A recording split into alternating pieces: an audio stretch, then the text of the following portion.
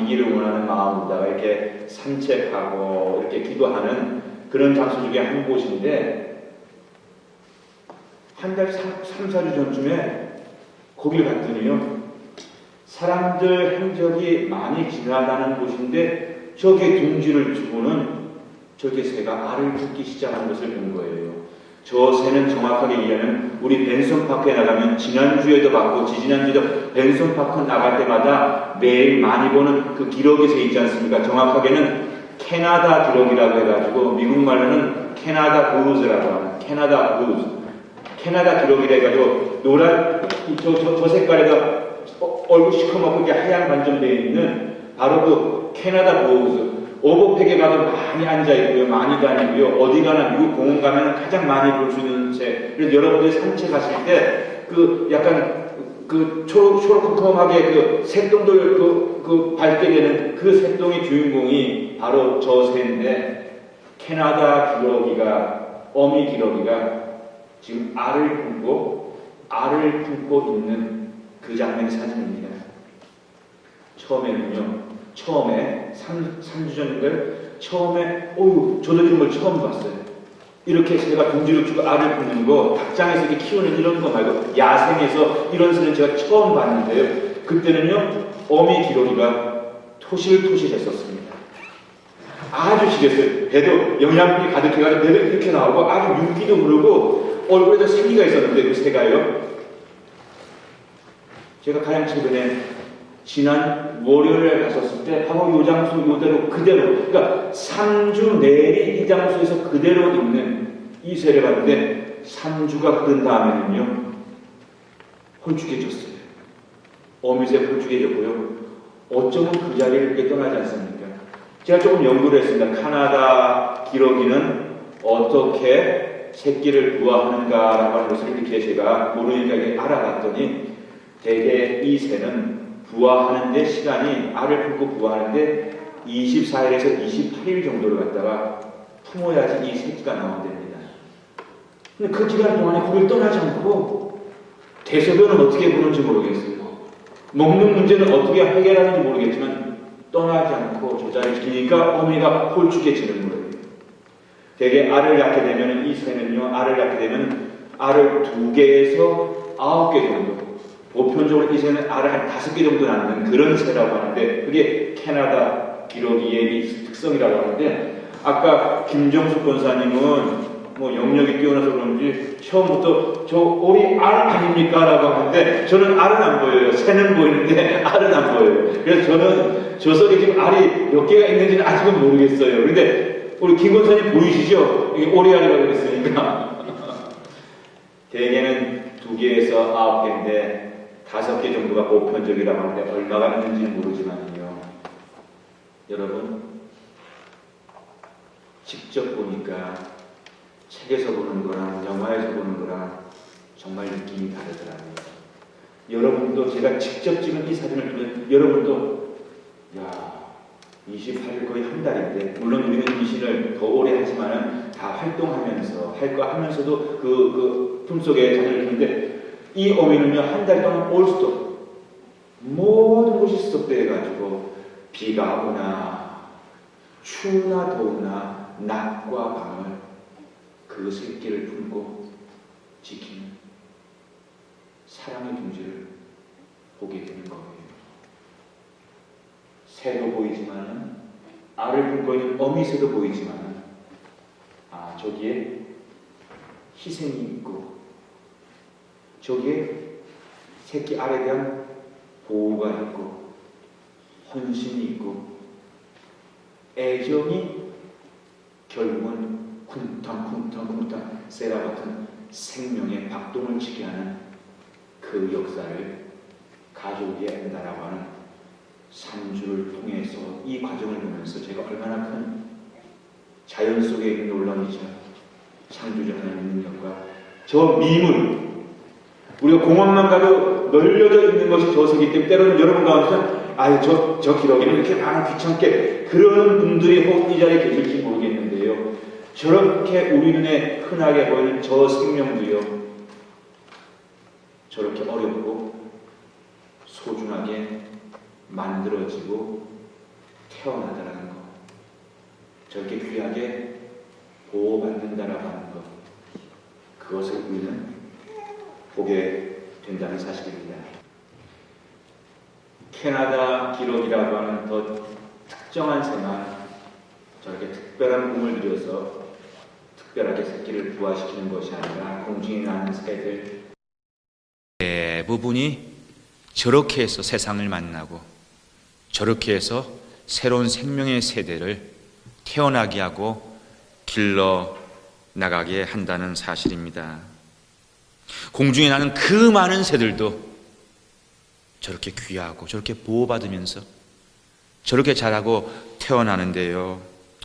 사랑하는 가족 여러분, 우리 인생들도 저렇게 귀하게 태어났다라고 하는 거, 저와 여러분들도 지금은 저런 보호가 필요 없는 것 같고 저런 힘이 아니고 내 스스로가 내 바운더리를 지켜갈 만한 그런 연배에 있는 분들이 다 이 자리에서 예배를 드리고 계시지만 저희들이 오늘이 있기까지에는 저렇게 보호해 주셨던 누군가 있었기에, 보호를 받아왔기에 우리의 오늘이 있다라고 하는 것을 오늘 어버이 주일날 우리 권 집사가 참 오늘 은혜스럽게 기도를 했지요. 어버이에 대한 감사도 기억해야 되겠고 또 그와 같은 어버이가 된 우리가 그 위치를 잘 감당할 수 있는 이런 마음이 어버이 주일을 맞이하여서 우리가 기억해야 될 감사가 아닐까 생각이 되어집니다. 육신의 부모님을 통해서 이런 기회를 받았고 이런 보호를 받아오셨든지 혹 우리 가운데는 육신의 부모를 통해서 그런 것을 충분히 받지 못했다라고 하는 생각이 혹 계신 분이 계시다고 한다면 하늘 부모님을 통해서 오늘의 이 자리가 있기까지의 보호를 받아왔다는 것만, 그것만을 우리가 기억할 수 있어도 오늘 이 어버이 주일이 우리의 감사의 예배, 우리의 확신의 예배가 될 수 있음을 믿습니다. 그런 점에서요, 우리가 좌우에 계신 분들하고 다시 한번, 아까는 영어로 인사를 했으니까 이제는 우리 뭐 자리를 다 일어나지 말고 앞뒤에 계신 분들하고 우리가 정성껏 이렇게 인사하시자고요. 아버지 어머니 감사합니다.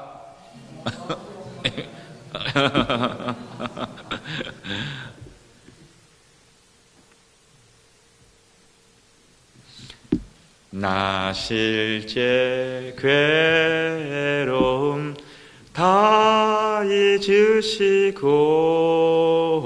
기르실 때 밤낮으로 애쓰는 마음, 진 자리 마른 자리 다 갈아뉘시며 손발이 다 닳도록 고생하셨네.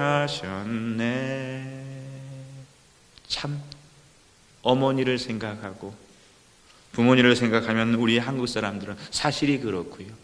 특별히 이 노래가 지어졌던 그 시대, 그 얼마나 많은 어려운 시대 속에서 얼마나 많은 자녀들을 길러가시고 양육하시는 우리 부모님들, 특별히 우리 어머니들의 그 손발이 다 닳도록 쏟아주셨던 그 사랑을 우리 한국 사람들은 특별히 이런 어머니 날, 어버이 주일날 그런 기억들을 많이 하게 된답니다. 그래서 사실은 어버이 주일이 되면은 아버지 어머니 감사합니다라고 하는 감사함도 크지만은 많은 한국 사람들의 마음속에는, 이 자리는 우리 모두를 포함해서 감사함뿐만 아니라 무언가 부모에 대한 잘하지 못했던 죄송한 마음과 애잔한 마음이 또 한편으로는 어버이 주일 때면 더 애잔해지는 것도 사실이 아닐런지요. 저는 정말 이런 생각을 참 많이 합니다. 제가 두 번째로 여러분들에게 이 생각을 나누는 것 같아요. 최근에 올림픽 경기가 있지 않았습니까? 올림픽 경기를 볼 때마다 그런 생각이 확연히 드는 거예요.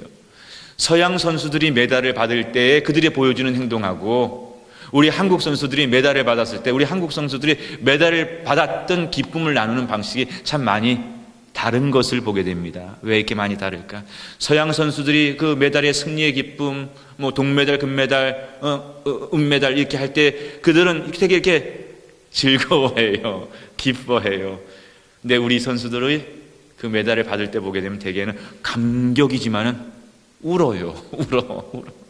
그 울음은 모르긴 몰라도 고생했던 지난 시간들의 많은 것들이 이렇게 복합적으로 돌아오는 그런 감정의 마음이 아니겠습니까? 여러분, 사실 동양 선수든 한국 선수든 서양 선수든 한국 선수든 올림픽에서 그 승리를 거머쥐기까지, 그것이 동이든 은이든 금이든 그 승리를 거머쥐기까지 얼마나 훈련했겠습니까? 얼마나 수고했겠습니까? 얼마나 절제했으면 얼마나 어려웠겠습니까? 다 수고를 했고요, 다 최선을 다했으니까 그 위치에 승리를 가질 수 있는 거 아니겠습니까? 성규야, 지난 월요일 날도 뭐 시합 있다고 했는데 어때, 잘했냐? 잘했어? 몇 등 했냐? 3등 했어? 우리 한번 박수 치십시다. 달리기 선수의 트랙 경기, 장거리 경기. 그래서 체격이 저렇게 약간 호리호리한 선수들이 황영조 비스무리하지요. 이봉주 비스무리하지요. 저런 호리호리한 선수들이 잘 뛰는데 뛰는 걸 아주 잘한답니다. 우리 성규가. 그래서 리저널에서 3등을 했다고 그러는데, 지난 주일날에도 목사님 제가 월요일에 경기가 있어요 그랬는데, 근데 저렇게 지역에서 3등을 하려면요 얼마나 훈련을 하겠습니까? 그리고 그것이 참 고생스러운 것이 맞는데, 그럼에도 불구하고 같은 훈련을 했는데도 서양 선수들은 그러면 막 약간 그냥 자연스럽게 이렇게 웃고 즐거워하고 감사하고요. 우리는 조금 무거워요. 아마 문화적인, 역사적인 차이도 있을 겁니다. 근데 접근의 방식, 우리가 좀 더 그 접근의 방식을 앞으로 우리 문화 속에서도 그 접근의 방식을 조금 달리 했으면 하는 것이 목사의 바람입니다. 마치 우리가 신앙생활 하면서도 제가 그런 경험을 할 때가 목회하면 참 많습니다. 우리 한국 성도들은 다 하나님 앞에 벌 받지 않으려고 신앙생활 하나? 이게 신앙생활 하다가 무슨 딱 있으면 하나님한테 벌 받았어. 내가 정신 차려야 되겠어. 이런 표현을 할 때가 참 많이 있는데요. 뭐가 무서워서 예수를 믿는 것이 아니라, 뭐가 잘못될까 봐서 그걸 조심하기 위해서 예수를 믿는 것이 아니라, 좋고 행복해서 예수를 믿는 것이, 같은 예수를 믿어도 그 복되고 귀하고 감사한 것 아니겠습니까? 그런데 우리 문화 자체가, 전통적인 문화 자체가 좀 시리어스하기 때문에, 예를 들어 우리가 신앙생활에도 그렇게 살지는 못하고 그렇게 믿지는 못하지만은 늘 고난과 십자가에 대한 그런 무거운 마음들이 우리를 짓누를 때가 있는 것도 사실입니다. 그런데 여러분, 십자가는요 고난만 있는 것이 아니라 영광이 있지 않습니까? 승리가 있지 않습니까? 그런 부분에 있어서 우리가 그런 노력을 하면서요, 그런 시도를 좀 해봐야 되겠는데, 특별히 오늘 어버이 주일 같은 경우도 저는 이 어버이 주일을 우리가 이렇게 지키는 그런 접근 방법의 변화도 2014년도 우리 씨 뿌리는 가족들에게는, 씨 뿌리는 어버이들에게는 필요하다라고 생각을 합니다. 우리가 어버이 주일 되면 이런 인사, 덕담을 나눕니다.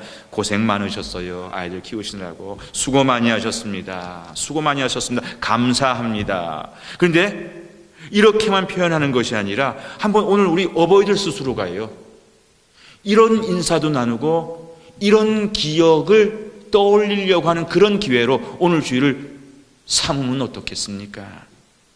예를 들어서 내가 우리 아이들을 키울 때 가장 보람된 적이 언제였지? 그때는 참 아이들 키우면서 보람이 있었어. 아이들 통해서, 어버이 주일이지만 아이들을 키우면서 내가 누렸던 감사, 아이들 때문에 내가 행복할 수 있어, 저들이 내게 주신 하나님의 선물이라고 그런 생각을 해볼 수 있었던 그런 때가 있었지. 오늘이 어버이 주일인데 내가 어버이로서 그런 행복을 느꼈던 그런 날들을, 그런 시간들을, 그런 감사를 어버이 주일날 우리 어버이들이 그런 감격을 한번 기억해 보는 것도 멋진, 우리 아이들도 열심히 해야겠지만 그런 시간을 가져보는 것도 굉장히 의미가 있지 않겠습니까?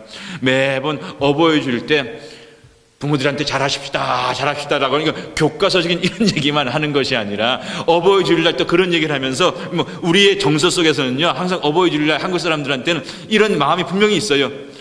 불효자는 읍니다라고 하는 이런 미묘한 그런 거 있잖아요. 사실 다 완벽한 사람이 이 자리에 다 어디 있겠어요? 뭔가 아쉬움이 있으니까 그렇게 더 잘해야 되는데 잘하지 못한 거, 이런 얘기보다도 어버이로서 내가 자식을 통해서 누릴 수 있었던 그런 감사.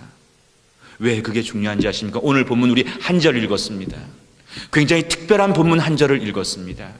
예수님이 하나님의 은혜에 대해서, 그리고 예수님이 그의 택한 백성들을 향해서 주시는 사랑에 대해서요, 짐승을 비교해 가지고 설명하는 아주 드문 본문을 읽었습니다. 닭을 비교하셨어요.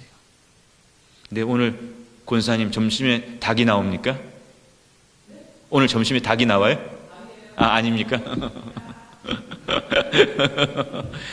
암탉을 비유하면서, 암탉이 새끼를 그렇게 지극정성으로 챙기는 그 마음, 우리 저 기러기, 캐나다 기러기 모습만큼이나 그런 사랑으로 내가 너희를 품으려고 하는데, 암탉의 새끼들은 그 어미를 고마워하고 따라오는데 왜 예루살렘은 거절하고 따라오지 않느냐라고 하는가?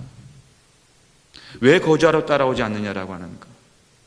암탉의 그 보호하심, 그것이 얼마나 귀하고 감사한 것인가를 알지 못했던 저 택한 백성 이스라엘, 예루살렘을 안타까워하셨던 그 마음을 우리가 떠올려 보면서, 그래, 자녀들을 통해서 우리가 받았던 위로의 시간들이 있었지라고 하는 이런 은혜를 우리가 다시 한번 찾아볼 수 있었으면 좋겠습니다. 지난 목요일 날 제가 뜻밖의 전화를 받았어요.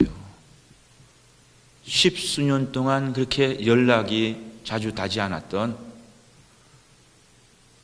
대학생 시절 때 같은 교회에서 신앙생활을 했던 믿음의 친구한테서, 교회 친구한테서 전화가 온 거예요. 그 친구는 저쪽 캘리포니아에서 목회를 하고 있는 친구인데요, 이곳 필라델피아 약 2시간 정도 떨어진 곳에서 목회자 세미나가 있어서 거기에 목회자 세미나 참석하러 오는 길에, 아이고, 한번 우리 승준이 한번 연락이 되면은 한번 봤으면 좋겠는데, 뭐 이런저런 소리도 들리는데 어떻게 연락이 될래나라고 하면서 그 세미나에 오신 목사님들 중에 뉴욕에서 오신 목사님들께 물어봤더니 잘 모르시더래요. 근데 뉴저지에서 오신 젊은 목사님이 계셨는데 그 목사님한테 혹시 이승준 목사를 아십니까? 라고 물었더니 씨뿌리는 교회를 개척하셨습니다 라고 아시더래요. 제 친구 목사가 이렇게 우리 고집사님처럼 인터넷이랑 이런 걸 잘 못하는 모양이지요. 그래서 아들이, 대학원생 아들이 있는데 저쪽 시카고에서 있답니다. 그래서 그 아버지가 씨 뿌리는 교회라는 얘기를 듣고는 시카고에 있는 아들한테 전화를 해가지고, 아들아, 씨 뿌리는 교회를 수배해라, 찾아라, 이승준 목사를 수배하라, 이렇게 지시를 내려가지고 그 아들이, 우리 아들이 인터넷을 잘해 그러면서 이렇게 수배해가지고 저희 홈페이지도 있고 그러니까 그렇게 연락처를 알아가지고는 수배를 해서는 전화를 띠리링 했는데, 아마 제가 첫 번째 전화는 못 받았던 모양이, 이게 전화번호가 틀렸나 보다 하면서 그 다음에 나중에 세미나 와중에 나중에 두 번째 전화를 띠리링 했는데, 여보세요, 제가 전화를 받았던 거예요. 그게 지난 목요일 날 일입니다. 근데 하도 저희가 소식을 오고 받은 지가 오래되고 또 저쪽의 형편도 모르고 그동안에 내 형편도 모르니까, 대학생 시절 때 같이 기도하면서 정말 친했던 친구거든요. 근데 이 친구가 전화를 하는데 어떻게 전화를 하냐면요, 이승준 목사님 저 기억하십니까? 저 아무개 목사입니다. 라면 극존칭을 쓰면서 전화를 하는 거예요. 극존칭을 쓰면서. 세월이 많이 흘렀으니까. 그래서 야, 너 전화를 무슨 전화를 이런 식으로 해, 그렇게 할 필요 없어 하면서 금세 다시 우리 예전처럼 그래 통화를 해가지고, 내가 이런 일로 인해서 여기 왔는데 한번 볼 수 있을까 조심스럽게 물어서, 아이고, 여기까지 나도 보고 싶다라고 하면서 금요일 날 이렇게 2시간을 내려가가지고, 긴 시간 함께 할 수 없었지만은 2시간을 내려가지고 밤늦은 시간까지 같이 이렇게 식사를 하고, 그렇게 만남의 귀한 은혜를 누리고 그렇게 돌아올 수 있는 시간을 가졌는데요. 저희가 대학생 시절 때 신앙생활 하면서요, 믿음의 삼총사가 있었습니다. 그때 두 친구들은 이미 다 신학교를 다니는 친구여서 이제 목사가 될 사람이고, 저도 서원해서 그런 각오를 가지고 있어서 그런 마음에서 우리가 대학생들 수련회 갈 때도 누구보다도 참 뜨겁게 기도했고요. 하나님 사랑하는 마음으로 하나님의 큰 사명을 감당해 보자라고 하는 그런 마음으로 삼총사들이 그렇게 참 누구보다도 열심히 교회 생활을 했고, 또 교회에서 이렇게 교회학교 선생님으로 봉사할 때도 아이들 수련회 데리고 가서도 가장 열심히 앞장서서 기도하는 선생님으로서 그런 신앙생활을 했는데, 지금 다들 목사가 되어가지고 두 친구는 저쪽 캘리포니아에서 지금 목회를 하고 있고, 저는 이곳에서 이제 목회를 하고 있는데, 그 만남에 그게 이제 어저께 다시 그 금요일 날 다시 이렇게 연결이 되면서 그 친구가 그러는 거예요. 자신도 큰 교회에서 부목사 생활을 하다가 10년 전에 개척을 시작해서 지난 12월 달 겨울이 개척한 지 교회가 창립된 지 10주년이 되는 해여서 10주년의 은혜를 하나님께 감사했노라고 하면서 이런저런 얘기를 해주는데, 목회를 재미있게 잘하고 있더라고요.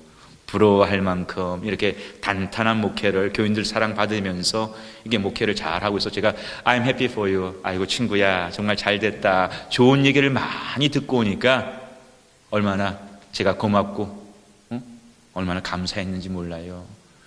그런데 친구가 그러는 거예요. 승준아 지금 많이 힘들지. 자신도 그 처음 10년 전에 했었을 때 너한테 비할 바는 없겠지만은 참 어려움이 많았었어 라고 그런 얘기를 하는 거예요. 참 어려움이 많았다고.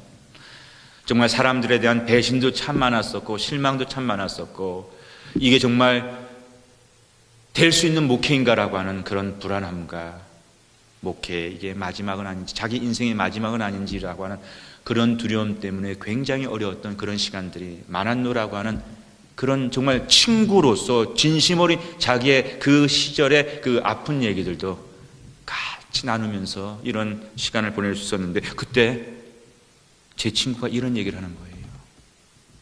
개척하면서 목회가 참 어려웠을 때, 승준아 우리네가 힘을 내면서 그 목회를, 하나님의 사명의 길을 이겨갈 수 있었던 힘이 뭔지 아니? 자녀들을 통해 받는 위로였어. 그러는 거예요. 자녀들을 통해서 주는 위로가 자기 내외가 힘을 내면서, 좀 더 구체적으로 얘기하면은 하나님께서 그 어려울 때 살 수 있을까 못 살 수 있을까, 목회를 해낼 수 있을까 못 살 수 있을까, 내 인생이 여기서 끝은 아닐까라는 그 엄청난 두려움의 순간순간 속에서 그들이 그 길을 포기하지 않고 싸워나갈 수 있는 힘이 어디서 왔는가라고 하니까, 가정을 통해서 자녀들을 통해서 주신 하나님의 위로가 저들에게 힘이 되었다는 거예요. 그러면서 제 친구 목사가 이런 얘기를 하는 거예요. 승준아 나는 그렇게 생각해. 나는 그렇게 생각해. 우리가 살아가면서 힘든 일도 있고 우리가 실패도 하고 그러는데, 실패하고 어려워서 우리 인생이 끝나고 우리가 인생을 포기하고 좌절하게 되는 것보다는 그 어려운 순간에 위로가 없어서 사람들은 좌절하고 포기하고 쓰러지는 거 아니겠어? 실패 때문에 쓰러지는 것이 아니라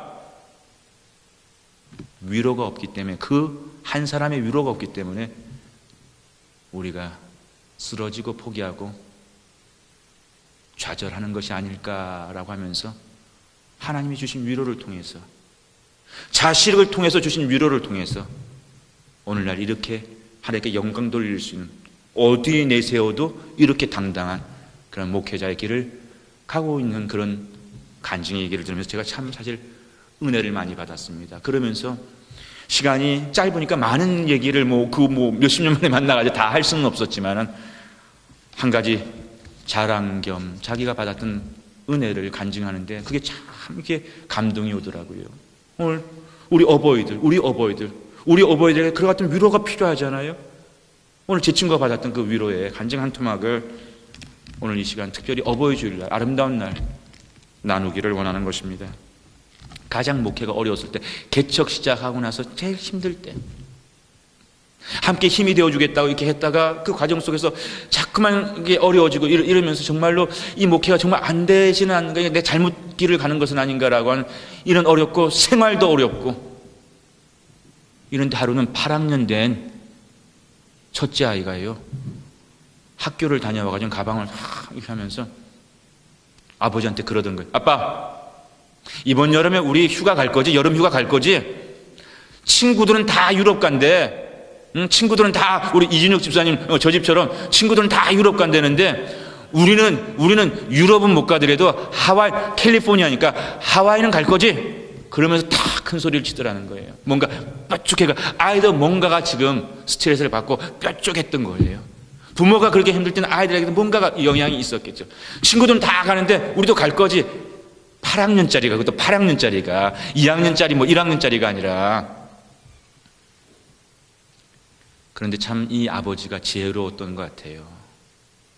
아버지 어머니도 힘들 때는요, 사실은 힘들 때 너무 힘드니까 자녀들한테도 오히려 위로를 받기를 원하는데, 자녀들이 이렇게 뽀쭈하게 나왔을 때 내가 이렇게 여기까지 숨이 차 있으니까 그럴 때는 우리 부모님들도 뭔가를 쉽게 콱 쏟아내는 실수를 할 때가 있지요. 예를 든다면 이 목사 친구 같은 게 너무 힘드니까 8학년쯤 됐으면 그래 좀 철 좀 났으리라 생각했던 그 자식한테서 그런 말도 안 되는 얘기를 듣게 됐었을 때, 야 이 녀석아, 네가 배가 부르지? 아빠가 어려운 가운데서도 너 그래도 먹을 거 끊어지지 않고 따뜻하게 잠을 재워주면 네가 감사할 줄 알아야지. 뭐 휴가? 너 아빠 엄마 고생하는 거 안 보이냐? 정신 차려 이 녀석아. 기도나 더 열심히 해.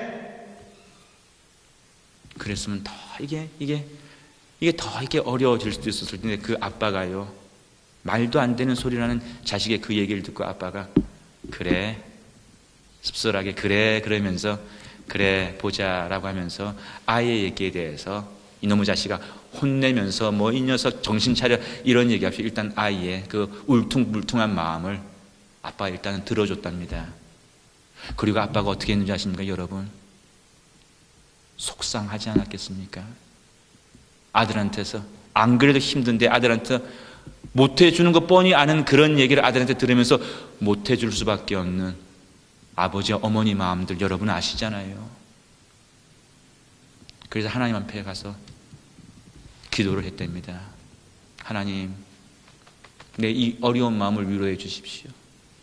그리고 저 어려운 마음에 저 아들을 위로해, 저 아들의 상처가 되지 않을 수, 저 아들의 마음을 위로해 주십시오. 안 그래도 미안한데 저 아들의 마음을 위로해 주십시오.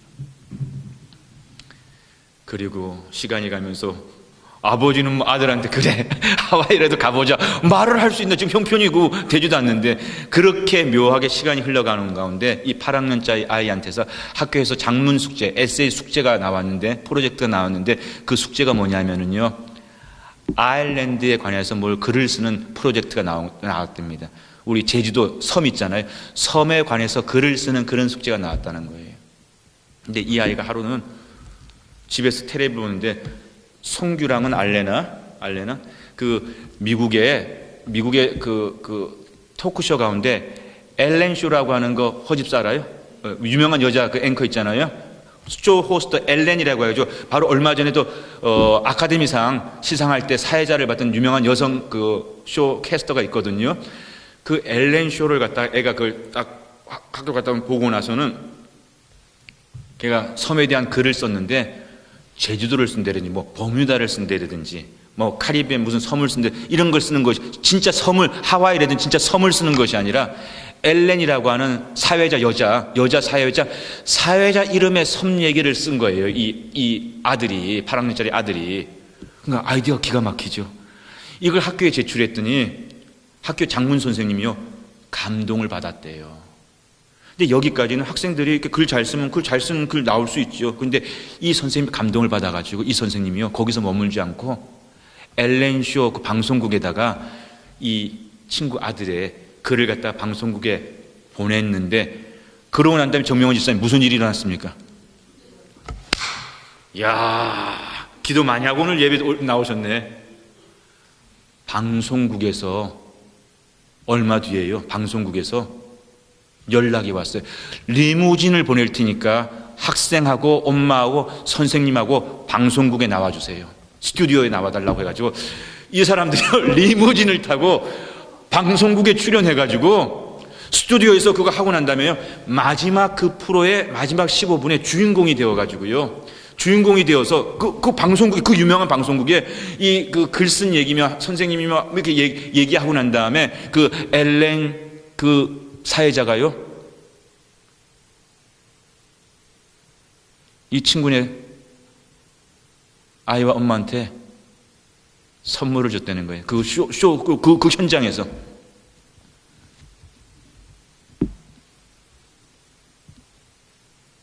이현숙 원사님, 무슨 선물 받았을 것 같아요? 예? 이거는 뭐 멀리 있는 얘기, 뭐 예화집에서 있는 얘기가 아니라 제가 바로 금요일 날 내 친구가 인생의 가장 큰 어려움에 자식으로 인해서 시험거리가 될 만한 이 참 마음 아픈 그런 상황 속에서 진짜 있었던 얘기, 가까이서 그런 일, 아이고 그게 아니라 정말 우리 삶에 역사될 수 있는 얘기를 제가 듣고 왔다는 거 아닙니까? 장로님 말씀하셨던 것처럼요, 5박 6일 전 가족 완전 무료, 비행기표에서 호텔 모든 거 완전 무료 해가지고 5박 6일 어디 여행? 하와이 여행. 선물을 받고 아이도 깜짝 놀래. 아이도 이럴 때 하나님 안 만나겠습니까? 아이도 깜짝 놀래고 내외도 깜짝 놀래고 그 어려운 시절에 온 교회도 깜짝 놀래는 그런 역사, 그런 위로가 오더라는 거예요. 미라클. 그러면서 이야기는 여기서 끝나지 않습니다. 스튜디오에 세 사람 갔다고 그랬죠. 아이, 엄마, 선생님. 근데 이 두 사람은 하와이 5박 6일을 받았는데 선생님은 아무것도 안 받아서 선생님 삐치겠죠. 시험 들겠죠. 선생님한테는요, 사실 맞아요. 참 그래서 미국이 훌륭해요. 학생의 좋은 작품을 보고 잘했다라 학생 칭찬하는 것도 좋은 선생이지만은, 야, 이 학생 대단하다, 한번 좀 알려보자라고 해가지고 엘렌 쇼에 직접 이걸 갖다 연결하는 것은 이건 보통 관심과 보통 요리가 아니고서 선생님들이 여기까지는 못하시지 않겠습니까? 허집 선생님 어떻게 생각하세요? 여기까지 하는 건 사실 어렵겠지요. 선생님들이 일상에 많은 일상의 일을 두고 이렇게 훌륭한 선생님이 어디 있느냐고. 그 일 이후에요, 알렌쇼에서 연결해가지고 이 선생님은 자기가 원하는 학교에 다 보내준다고, 자기가 원하는 학교에 승진되어가지고 그 선생님도 잘 되고 아이도 그렇게 위로받고 부모도 그렇게 행복한 역사가 일어났다 가면서 하나님은 그렇게 위로해 주시더라. 자식을 통해서.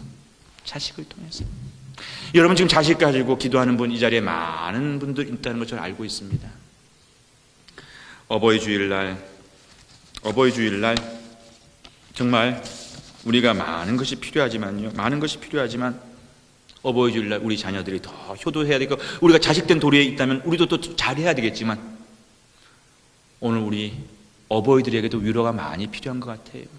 자식을 키워가는 우리 어버이들한테, 자녀를 통해서 우리 어버이들에게 위로가 필요한데, 특별히 나는 오늘 이 어버이 주일날 여러분들이 열심히 어버이를 잘 섬기시오라고 하는 그런 어떤 도전적인 윤리적인 도전을 주기에 앞서서 오늘 이 어버이 주일날 우리 하나님 앞에서 우리 어버이들이 복을 받았으면 좋겠어요. 자녀를 통해서 주시는 위로의 복을 우리 씨 뿌리는 어버이들이 받게 하옵소서. 내 친구 갑작스럽게 만나서 내 친구의 그 기적과 같은, 믿어지지 않는 것 같은 그런 위로처럼 우리의 이야기는 다 경우가 다르겠지만 하나님 사랑하는 마음으로 하나님을 밀쳐내지 않고 암탉이 되신 우리 예수님의 그 약속을 끝까지 붙잡으면서 우리는 새끼예요. 보호가 필요한 존재예요. 그런데 오늘 예루살렘은 그 보호를 받지 않겠다고 하는 것이 예수님의 마음을, 부모의 마음을 안타깝게 하는 그 고통이었음을 기억하면서 주님은 암탉, 우리는 영원한 새끼가 되어서 주님의 그 품 안에서 아까 우리 그 기러기의 품도 그렇게 헌신적이고 그렇게 희생적이고 한 달 가까이를 갖다 아무것도 하지 않으면서 거기에서 그냥 몸에 살이 쭉쭉 빠지도록 그 자리를 지켜가면서 생명을 인태하는 저 미물인데, 인간도 아닌 그 미물도 그렇게 보호해 주는데, 지 새끼를 보호해 주는데 하늘 아버지께서 우리 어버이들을 지키시고 보호해 주실 줄로 믿으시기를 바랍니다. 그리고 특별히 우리 씨 뿌리는 가족들, 우리 저 뒤에 쌍둥이 키우는 저 집부터 시작해가지고 저기 꼬맹이 이제 100일 돼가지고 오늘 100일입니다 하면서 뭔가 우리 이 세라는 참 복이 많어. 언니 오빠들이 세라를 너무너무 좋아해요. 뭐 우리 안젤라랑 재현이가 얼마나 세라를 갖다가 광팬이야, 광팬. 그래가지고 지금도 뭘 뭐 집에서 준비를 얼마나 뭘 많이 해갖고 오는지, 이런 사랑 받으면서요, 저 생명을 통해서 두 내외가 위로를 받는 거야. 그리고 여기 연초에 목사에게 자녀들에 대한 다 기도 제목을 쓰신 분들이 이 자리에 다 계십니다. 연초에 그 기도의 간절한 바람대로 위로해 주시는, 자녀를 통해서 위로해 주시는 하나님의 큰 은혜가 우리 어버이주를 통해서 우리 가족들에게, 우리 씨 뿌리는 어버이들에게 가득하기를 주님의 이름으로 축복합니다.